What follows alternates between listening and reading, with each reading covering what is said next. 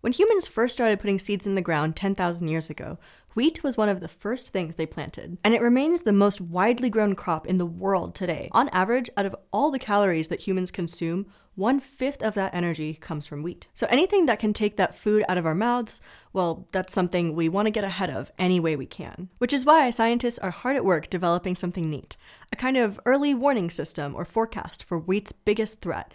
And it isn't floods or droughts or pests, it's fungus.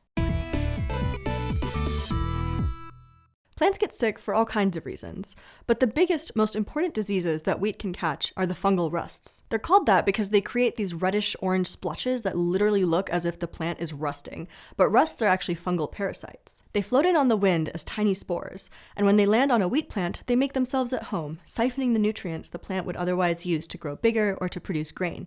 Serious infections will outright kill the plant. And this can happen quickly. An infection can wipe out an entire crop in 1 month from first exposure. Rusts have been a problem for as long as wheat has been a thing.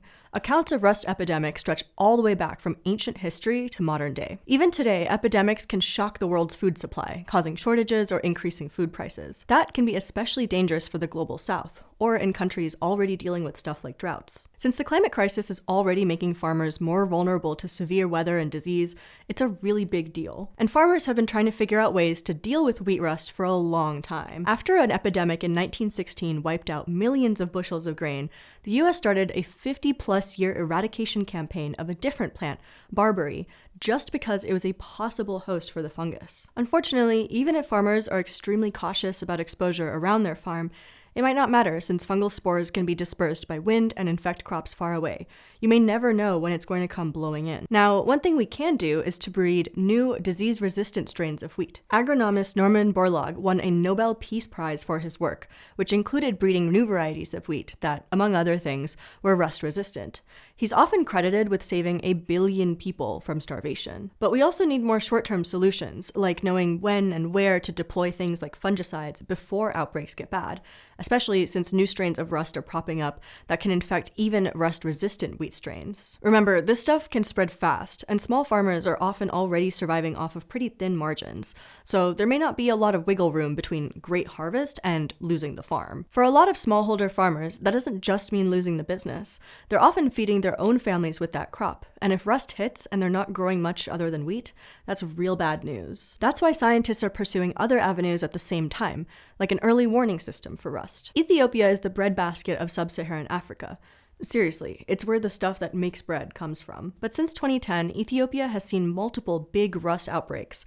Farmers there can protect their crops with fungicides, but the supply is limited, so it's important to know where and when to use it. Knowing this, a team of researchers built a system that would do 3 things: take in information, predict what would happen next, and then get that info where it needed to go. Specifically, the system takes in information from experts who are already traveling around following wheat rust in the field, as well as from phone calls to farmers. Then, the system uses computer simulations and weather data to predict where the spores are going to be coming from, where the wind might blow them, and whether those spores can grow where they land. Finally, it shares its predictions. The idea is for experts to take these reports, boil them down to what folks need to know, and then distribute that information. The end result is basically something like a weather forecast, but for fungus instead of thunderstorms, like a fungus storm. This system was used in 2017 and 2018 and ended up sending alerts to over 200,000 smallhold farmers, helping them and authorities decide where fungicides were needed most. Another team of scientists adapted that Ethiopian system for use in Nepal. Getting data from farmers is useful, but can be hard to actually get a hold of. So to try and compensate for this, the team tested out using online media reports from the neighboring countries of India and Pakistan. They looked through different websites by hand, as well as using an automated web scraper that automatically sifts through those sites. This new version of the system has been in use since February 2020